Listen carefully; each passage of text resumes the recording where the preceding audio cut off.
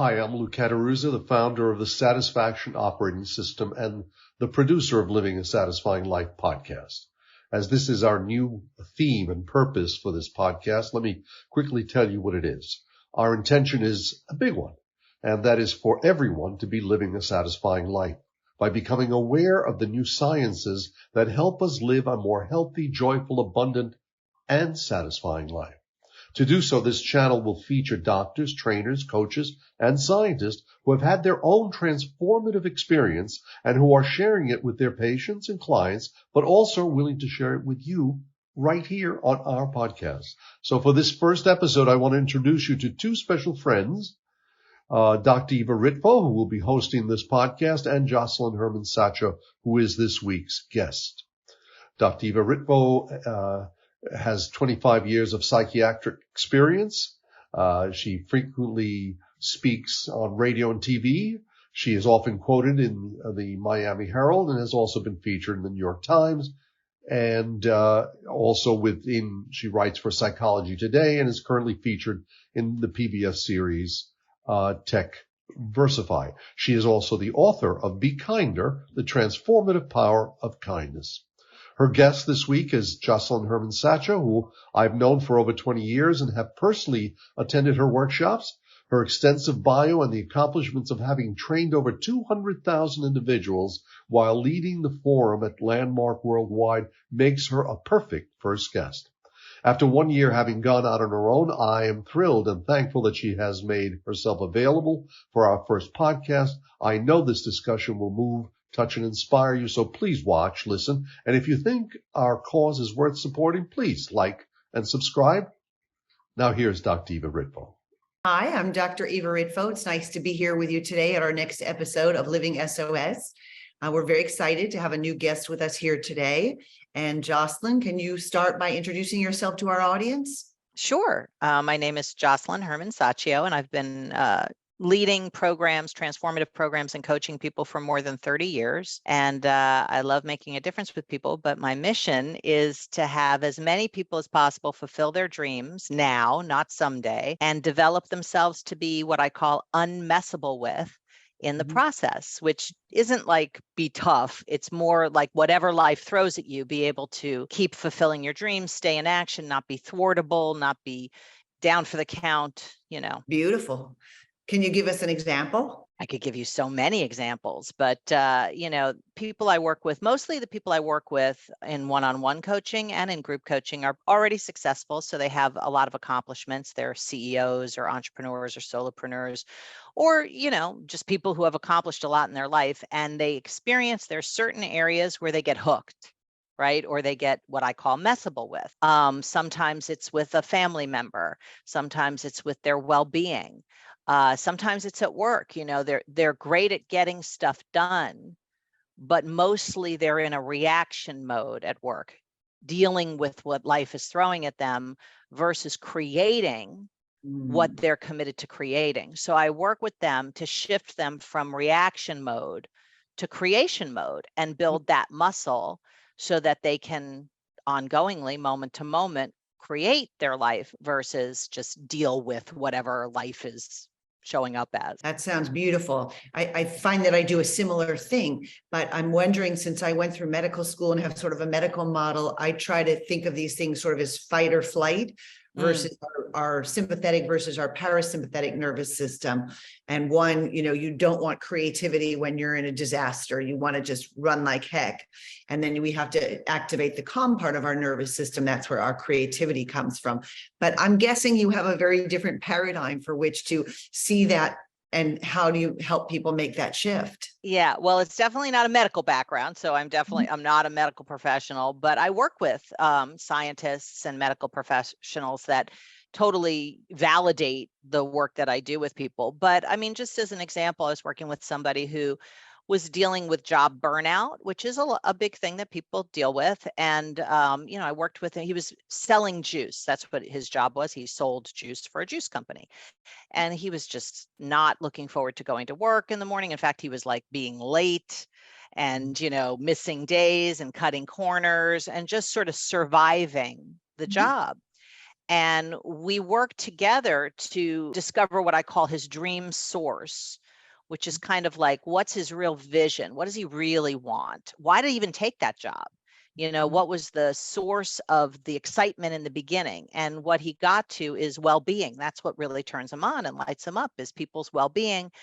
And he had forgot that that was the context in which he originally took the job in the first place. So by represencing that context, which is completely something he created, his commitment to well-being, he was able to now have the same job, the same boss, the same salary, but he was now lit up about what his actions were forwarding is people's well-being, not just selling juice. Right. It's beautiful. Yeah, really, it shifts everything in a moment, doesn't it? Right. So basically what you're saying here is he was tired, focused on the wrong things, not in a space of gratitude. And what you were able to do was to get him to find his own source of inspiration. Yeah, and really it's contextual, because the content was the same, his job, so what I mean by that is, you know, the context is decisive. And if I say, what is this in the context of body part? I mean, what is it? It's not a trick question. Finger. It's a finger, right? But that's not confusing. You don't have to figure that out. But if I go, okay, but now the context of number, what is it? It's Number completely altered. Right. Or the context of direction, it's up. Right. So Yep. the content of his life was all the same, but by creating a context that inspired him, that touched him, that moved him, that was something that he was, you know, lit up by, then the content has he has a new view on the content. And your view of your circumstances is what's going to give you your actions and your ways of being.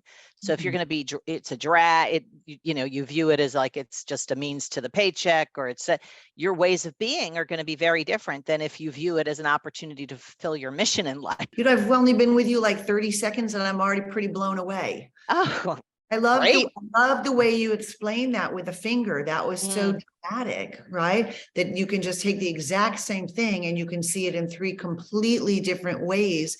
And depending on which way you see it, the way you go is going to be totally different. And I think we get that, you know, our brains are designed to be lazy. So I think we see things the way we're used to seeing them. And we're living in a pandemic. Everyone's talking about burnout, the great resignation. What is it called? Quiet quitting.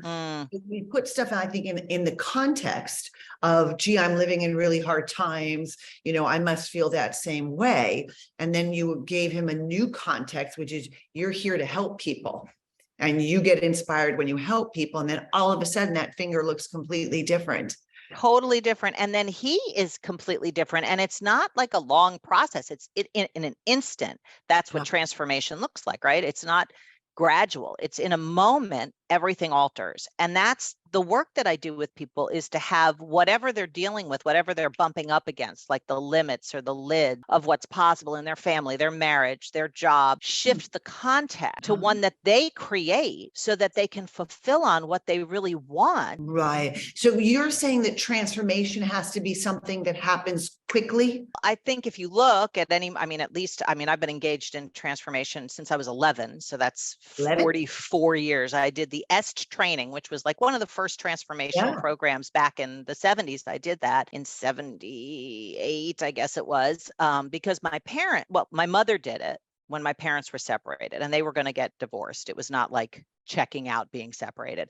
And then my father did it and they got back together and they just celebrated 65 years together.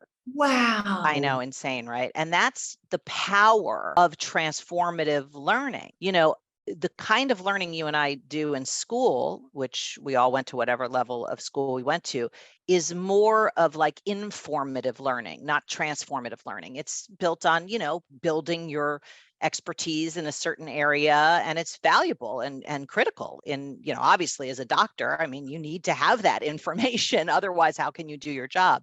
But transformation is more of a contextual shift that in a moment everything alters in terms of your ways of being and acting, and you have access to a whole new world in that moment. It's not a matter of getting information and understanding it like math or science, or it's much more just like we're having this conversation and you with the finger, that was like in a second, Right. something altered in your view of life. Right. Not in your life. Right. But in the way you view things. And then that allows your life to unfold in a very different direction. Exactly. I can say better than that. Beautiful. Amazing. So you went at 11. What happened to you at 11? Well, it's so funny because, I'm doing a program right now called the Foundation for Being Unmessable With, which is sort of like a test. I'm just testing it out with like 80 people to create like the next version of this program. And there's a woman in the program named Hillary Adler. Okay. When I was 10 years old, she went to school with me, and I used to play tennis after school. And she came and started playing tennis at the same tennis school that I was at. And she was like the best tennis player I had ever seen at 10. At 10 years old, I would look at her and I just said, I am never going to be as athletic as Hillary Adler. So I quit tennis. That was before I did transformative work, right? So that's a before. Then I do. Because that's context, right? When you put your tennis playing in the context of Hillary, then you had a transformation, not necessarily for the good, but you're yeah, like, exactly. More like a lid got put on, right? Yeah. So then that was like what it looked like to be messable with. That was a messable with moment. So then I do the S training, and whatever, I can't even explain what happened. I don't remember when I was 11 what happened, but I came out of there and I started playing basketball, and I was like really into basketball. I would play every morning, every afternoon, and I tried out for the basketball team and I didn't make it on. And instead of quitting, which is what I would have done before, I said, okay, well, now what do I need to do to fulfill my dream to be a basketball player? And I started looking for other teams, and my mother and I found a team on the weekends that was a boys team, and I got on that team, and then I still kept, so I kept being in action on what I wanted versus getting stopped by some decision or circumstance or,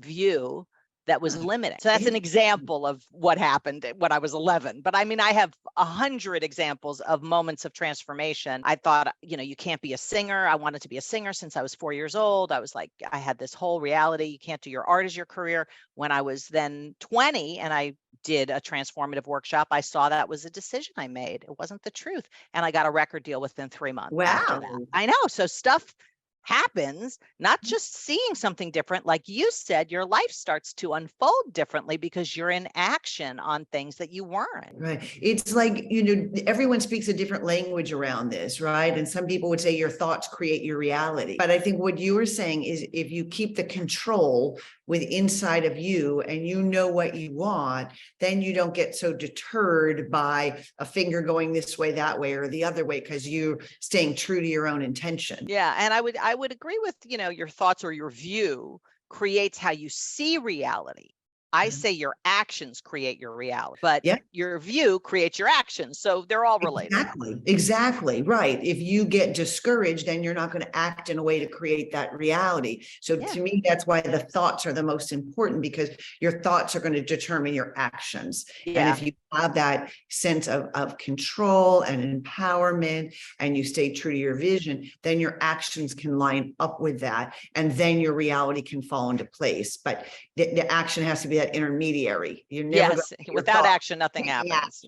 So they all have to line up, but I think they have to start with what you're saying, which is having that vision of what's important to you. Yeah, and that is where I start with people. That vision, right? So the juice was a great example. When he took the job, he had a vision. I'm going to take this job and be able to help people, help myself, and help other people. And that got lost in maybe the context of the pandemic or fatigue of too many hours working. Or even without the pandemic. I mean, we all get excited in the beginning of something, a relationship or whatever. It lasts for like 3 months, and then real life starts coming in, and they don't put the toilet seat down, or they do whatever they do. And then you forget, or you don't even forget, you just stop creating the context, and the default context kicks in. And like you said, from a brain perspective, there's like muscle memory in terms of your neuronal patterns of perceiving and actions, and all that default stuff, which is grooved in, Takes Right. nothing. It takes nothing to go down Right. that road. It takes being conscious and disciplined and creating from your vision to Right. be able to stay in that other domain or world. Right. And I was trained in evolutionary psychology, and, our brains were designed when food and energy was extremely scarce. So our brains are designed to always save energy. And so an old pathway is going to take a lot less energy than a new pathway. So our brain is always going to want to go the old way. And it's only when we become, like you said, super aware that I'm going to have to create a change here, it's going to take more energy, that we're going to be able to make those kind of changes. Yeah, that's really makes so much sense. I mean, I'm not trained in that, but I could tell you if I see two pathways and one has a road on it with pavement and one is like all these trees that I have to cut down and pave a road, I'll probably take the road that's already there. Yeah. And that was a good example because that's your brain. So if your Mm. brain already has the pathways, it's like the road, and the other one could be carved, but it's definitely going to take work. So that was a really good analogy you just came up with. And, There and you that's go. what happens to our teenagers. That's when they carve a lot of pathways, and that's why those years are so important. And after our teenage years, it's much easier to stay on the same pathway. Up to we're a teen, we don't have any roads carved. We're just all that sort of messy jumble that you were talking about. So we can learn French or Spanish or Russian, or it doesn't matter. But once we've learned one of those, then it becomes much harder to take that other pathway. And that's when people need someone like you to help them through it. It's not going to come naturally or intuitively. You need somebody outside of your system to say, wait a minute, it's okay. There is another pathway, and I'm going to help you go down it. Because when we do things together, we do feel more supported, and it makes it easier to create those changes. Yeah, I definitely am very committed to the whole coaching structure. I have coaches in the areas of life where you want to have excellence or mastery or even workability. Getting a coach works. It just works because they can see what you can't see. Yeah. And I like what you said, it should be in every area. My pet peeve is, why in the world are we giving children without instruction? Why don't we all have to have, relationships coaches, parent coaches, all the things that we really don't know how to do in our complicated world? And it would be so nice if people could remove some of the stigma for asking for help and just be aware that, when you have help, you can do almost anything better. I mean, I just got a coach for my, finances, and he's teaching me how to trade stocks and make residual income. I mean, it's a world I had no idea about. I didn't even know it existed. And I'm so excited about it. It's like a whole new endeavor. Or, I have a French teacher because I want to live in France at some point. So, but it's just getting your brain working. It's beautiful. So your transformative moment was at 11. Have you had others since then, I imagine? Definitely. Well, the one that I shared with you about, seeing that the decision that I couldn't do my art as my career, which really happened when I was about 5 years old. And my dad, who's a painter, he stopped painting, and I noticed at 5, and I asked him, why'd you stop painting? And he said, well, you can't do your art as your career, which it's not that he said that, because he said a lot of things to me that I didn't listen to. But in that moment, I said to myself, you can't do your art as your career. So then that's it. That was the lid. Like, I'll never be as athletic as Hillary Adler, right? But now, you don't do your art as your career. So now I was like, okay, I guess I'll be a business person, or I'll be a lawyer, or I'll whatever. So I started on that pathway. But my heart was to be a singer. I just realized, well, you can't do that. That's no problem. So I adapted, which most people do. When something doesn't look possible, why would you pursue it? Just silly. So then when I was in one of those programs, I saw that for the decision it was, not for the truth. And that's a lot of what happens, I think, in transformative work, is you see things that you've been relating to as if they were true or solid, and they become malleable. Right. Or if they were a fact when they're not, they are not really a fact. Not at all. I mean, I had a moment, for like 10 years. I've been married for almost 30 years, and I have 3 kids. And I had this war with my father-in-law, and I get along with everybody. I mean, my whole life is about peace on the planet, but except for my father-in-law, because, it was like, he was just this really difficult person. This is how he occurred to me. This is my view of him. And everybody agreed. So I was really validated in how horrible he was. And then there were all these things that happened where he like yelled at my daughter and forget it. You come after my kids, and unmessable with becomes don't mess with me, right? The mama bear comes out. And I at some point was just like, that's it. I'm done with him because he's so horrible. And everybody was like backing me on it. But then I was in one of these workshops and somebody was sharing. So I don't even know what it was, but people share and then you see things about your life. You have insights, right? And I started to see how much I love my life. I mean, I really do love my life. I've created the life of my dreams and I get to make other people's dreams come true. And I have these amazing children. And all of it is because of my husband, who's this gift that I ended up with. Transformation and my husband, right? And so I'm realizing how much I love my husband and he is the source of my great life, right? There I am. And then all of a sudden it occurs to me that his father is his father. Mm-hmm. So if Michael is the source of my great life, you could say by the laws of syllogism, that Tommy, my father-in-law, was the source of my great life. Not and I much had been not even a little stretch, right? But a completely different view. Paradigm context.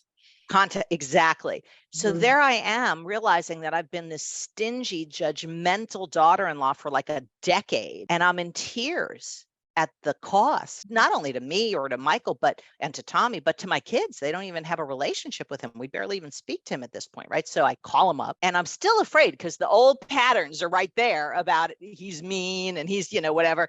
And he answers the phone. He goes, hello. Because he sounds like this ogre to me in my story about him, right? So, and I'm like afraid, I'm like shaking, like as if there's a bullet that's going to come back on the other side of the phone because all that old default stuff is there. I go, hi, Tommy, it's Joss. He goes, who? And right away, I'm like, see, he doesn't even care. But I was like, okay, nope, I'm going to create something else. And I said, it's your daughter-in-law, Josselyn. He goes, what happened? What's the matter? Because I never call him. So maybe something happened to one of the kids. Sure. And I say, everybody's fine. I said, but I'm calling to apologize for something. He goes, I'm listening.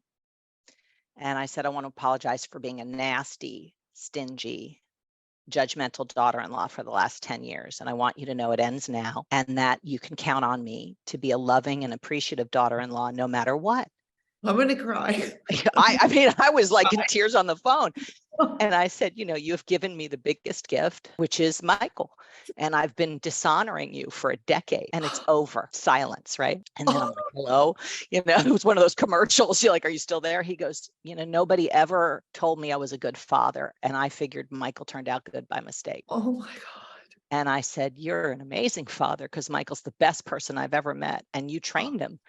You got him sober. My husband's 31 years sober. He said he brought him to rehab. You gave him a career. He adopted him. My husband's adopted. I was adopted also. I said, so you are literally the source of how great Michael is. And then we just started having this conversation. And he was telling me about how when he moved down to North Carolina, he felt like he really failed as a father because Michael's brother is still in and out of prison and things, bad stuff with drugs. So he goes, I always felt like I kind of failed as a father. So when I'm down here, I work with local teenagers. And if they get A's on their report cards, I take them up and teach them how to fly my airplane. And I'm literally going, you have an airplane? Like, I don't even know this person. I was so busy hating him. I didn't even know him. And by the end of the conversation, I said, if you could have anything, what would you want? And he said, I would want a relationship with my son. I don't know why he doesn't call me. This is my husband. I know why he doesn't call him. He's protecting me. I said, done. And we, over the following years, became like so close, IMing each other on, like it was just like beautiful, and about 6-7 years ago, he died in a plane crash. But I'll tell you something, in the moment of finding out after the shock, of course, it was clear we were complete. Like he knew how much we loved him. He knew how much we loved him. We knew how much he loved us. The kids had a great relationship with him. And that never would have happened if I hadn't had that one moment of transformation. It's magic. Transformation is magic. Yeah, that happens to be one of the most powerful stories that I've ever heard. You literally got me crying. Well, it was a pretty powerful moment in my life and it altered the future. And it only takes like 3 seconds of courage to alter the future because I was afraid to call him. I was like, well, I'll just have this different view now. But if I hadn't gotten on the phone with him and apologized, like coughed up where I had been creepy for 10 years and created a whole new place for us to come from, we never would have had that relationship ever. Incredible. Yeah, it was really great. Really one of the most valuable things that ever happened. That is extraordinary. Unbelievable story. And how did that shift things between you and Michael? Well, I called him and I said, I shared everything I shared with you and a little bit more. I was a little bit more embellished. I did the Cliff Note version for you, but Thank God, I don't think I could have taken much more. I know, really, it actually got pretty well. In any case, with his, wife dying in my arms. I mean, it was a whole thing. But in any case, I called Michael and I shared all that. He goes, "Okay, do not get me involved in your breakthroughs," he said to me, because he was like really at odds with his dad, not just because of me, because of stuff that had happened in his own life with him. And I said, "Well, you're going to have to call him now." I said, "And you're going to have to get it complete, because we're creating a new future and you're part of that future. So whatever you need to have that happen." It took about a week for him to get on board, because he had to deal with whatever his stuff was. And he did. And he ended up speaking to his dad every day. Every day after work, he would call his dad. And his father really was his mentor in work. They were both in the film business. So and I had never thought about this, but when Michael first met me and he did transformative work, he stopped working for his dad. That was one of the breakthroughs he got, is to be his own boss. And I could see how Tommy would view that as like I took him away from him, and that would have been something that he was upset about. I never saw that before we started to create our relationship together.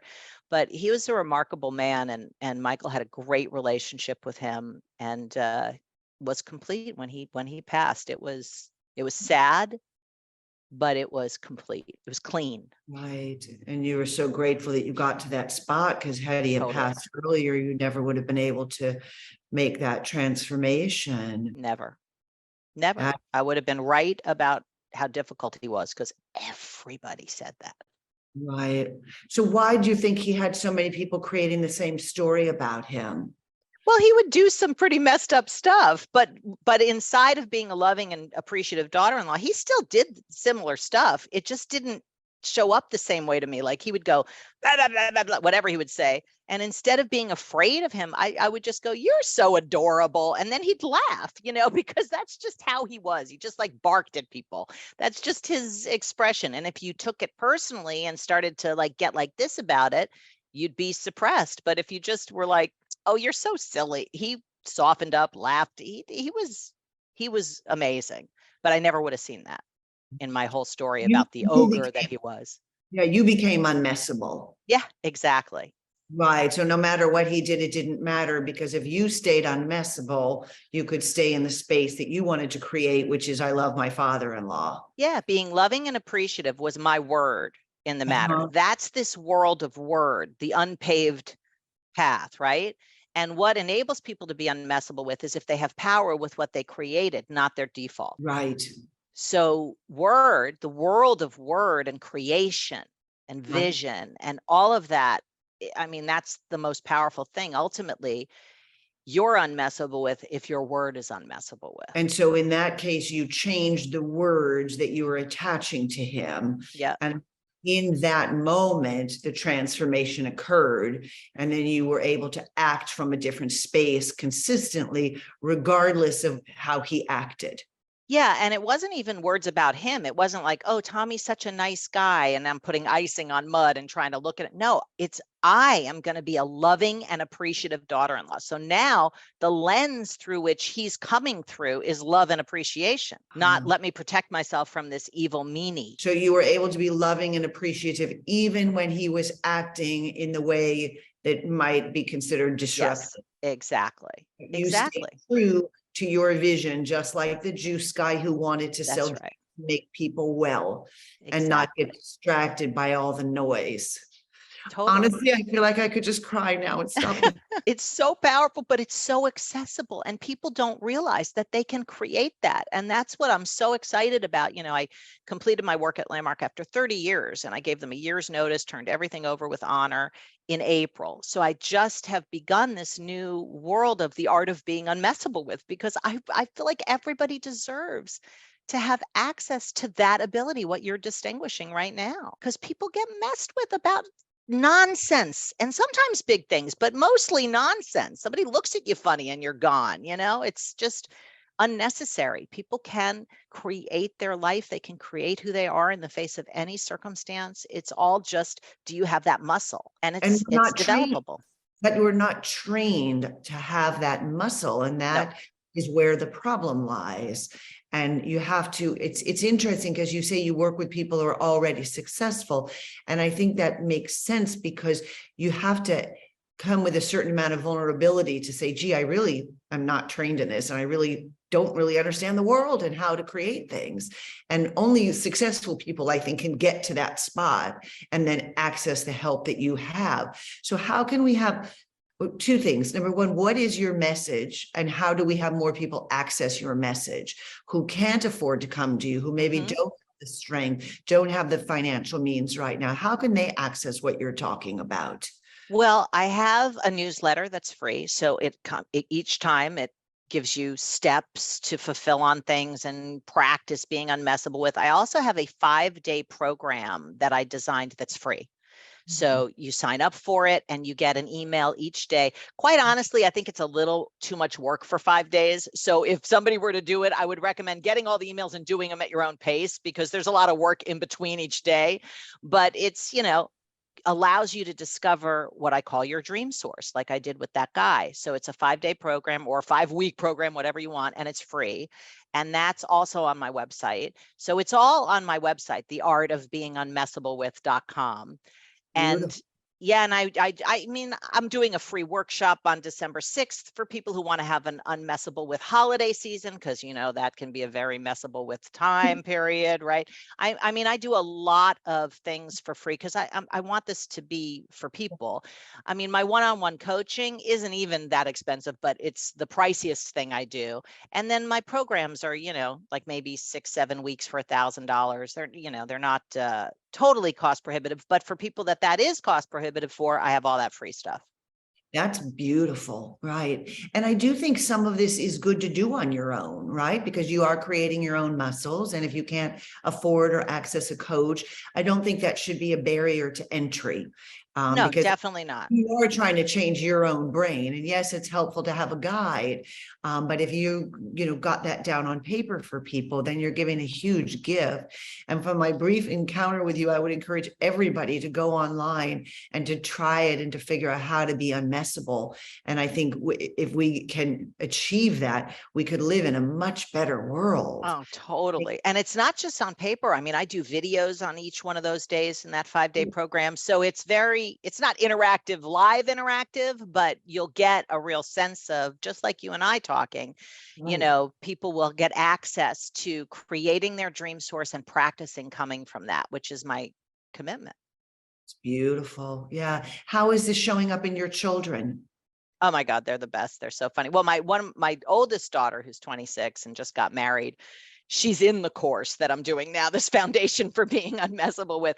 And what that program's designed to do is drive up everything that messes with you so that you can see it. Because if you can't see it, you're in it, right?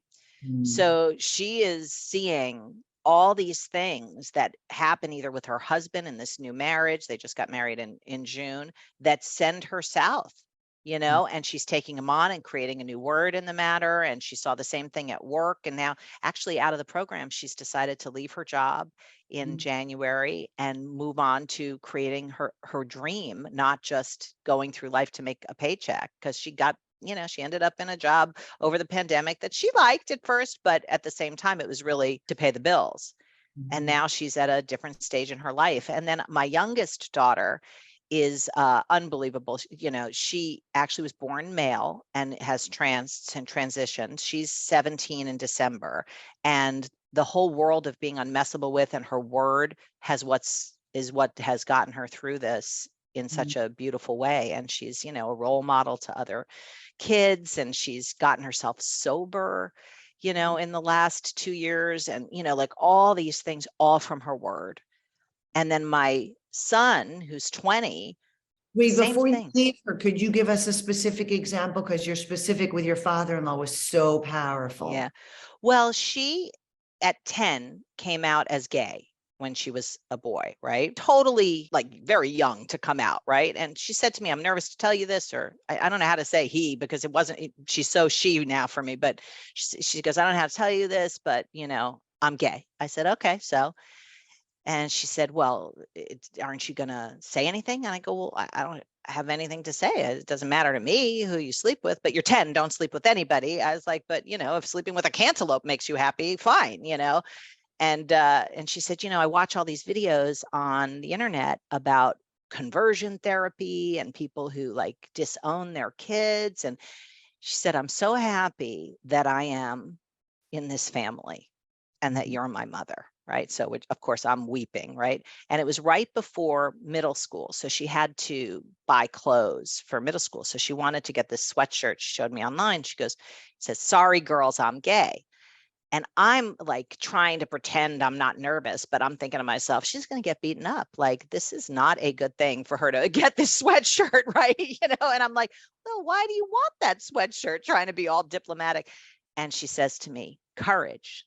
That's my dream source. Wow. Because I've been talking about dream sources since before she was born. So amazing. Isn't that amazing? At 10 years old, makes me cry. My kids are so inspiring to me, who they are and how much power and muscle they have with their word is kind of amazing. So what happened? She got the sweatshirt. Nothing happened. She just wore the sweatshirt for, whatever. But then during the pandemic, she ended up dealing with some substance stuff and she had to go to rehab. And then she went to a therapeutic boarding school. And it was there she decided to transition. And she called me up and she goes, I'm a little nervous to tell you something, but I want to let you know I identify as female and I prefer that you call me Skylar now instead of my dead name, which I didn't know any of this stuff. Right. So I'm like learning about this as she's transitioning. And I was like, okay. And she goes, that's it. I go, yeah, I should have known. You're my mom, because I don't have anything about any of that stuff. So I just said, great. What do you need? You need to see an endocrinologist. Okay, let's get you on the hormones, whatever. So she came back from that school and it was like before she left Manhattan, she was failing everything. I mean, she was not doing well, especially because of the substance stuff. Right. So when she came back, she's been honor roll ever since because she said so. She said, I'm going to be honor roll. I'm going to, get a job. She got a job. She was making all sorts of money this summer so that she could buy this trip to Alabama. I was like, Alabama, you're going to get beaten up. Like, I'm still like my brain pattern. I'm like, don't go to Alabama, but in any case, she wanted to go with her friend, but she just creates life. Now she's got an appointment next week with the top modeling agency in the world, really. And she's going to have an appointment at 16 years old, totally creating and she says to me, it's my word, Mom. It's my word. And what does that mean? It's like, if she says it, it's going to happen because she's going to take the actions necessary to fulfill it. So if she says she's going to take out the garbage, she's going to take out the garbage, and if she doesn't, I'll say, you said. She's, oh, you're right. Okay. And then she'll do it because she relates to her word with honor. And that's what it takes to be unmessable with, because you create something like being a loving and appreciative daughter-in-law in word. It's not like evidence. I mean, I've been a creepy daughter-in-law. So it's all just word, nothing to stand on. So you got to stand in your word, and that takes muscle. And that's what I train people in all of my programs, whether they're free, my newsletter, anything, all of it is designed to give you muscle and power and practices to develop muscle and power with what you're creating in your word. But it's also accessing your heart to know what it is you want to create. Right. So with your daughter, it was very beautiful that she knew that courage is like her superpower. Yeah. And so then she can use her words to support her courage and put it on her t-shirt or wherever. Yes, I know, which I still, every time she wore it, I was like, but I got to have compassion for my reactions. I am a human being. Absolutely. I had to take a page from her book of courage to stand in that every time she wore it, or every time she goes out looking gorgeous, because she is gorgeous. And I get nervous because of hate crimes and all that kind of stuff. I mean, I have to step out of that default world every day. And I thank God for this education, Yeah, you created context where being transgender is scary when you interface with the world, not scary at home, but when you're transgender and you have to interface with the world, the context you've created is that's a dangerous situation. I wouldn't even say I created that. That's more like I defaulted into that based on news programs or whatever. It's definitely not created, because if I could create it, I wouldn't create that if I was creating something. So I create in those moments, trusting her. That's Beautiful. What I create so that I can empower her. Because, otherwise I'd be like locking her up, I'd be like, you stay here. Right. So you're using your words to create an environment in which you feel that she'll be able to remain safe. And she'll do what's necessary if she doesn't experience being safe. Excellent. Well, parenting challenges us a lot, doesn't it? It certainly does. And That- each child is different with the challenges. So there's no one size fits all remedy. This has been such a moving interview. I'm so touched, and I'm going to be thinking about the story with your father-in-law and how powerful that was and how brave you were. Talk about courage. I guess we know where your daughter gets it. Yeah, Right? I'm so happy to have had the opportunity to have this conversation with you. It moved me as well. Yeah, to think about that moment and everything that unfolded afterwards, especially since his life was much shorter than you had anticipated when you made that call. Yes. Yeah. And, listen, every day my mother's 91. She has dementia. My father's 89. He's her sole caregiver. And every day we create, how we're going to experience my mom right now. Like I could easily be irritated, frustrated by how many times she asks me, where's your father? Da, da, da. But I just create that every moment is right now with her. And I don't say, well, you already asked me that 5 times. No, I just answer her question right now and right now and right now. And I haven't had a fight with my mother in decades because I said, I give up the right to be right with my mother. I just give it up. And that's helped you. Yeah. Right. But I think a lot of people don't know that. I think a lot of people think being right is the most important. They do. And that's where I think a lot of people stumble because they get stuck trying to be right. And your story again is powerful because if we could give up being right, we can stay in relationship. And oftentimes that's so much more valuable.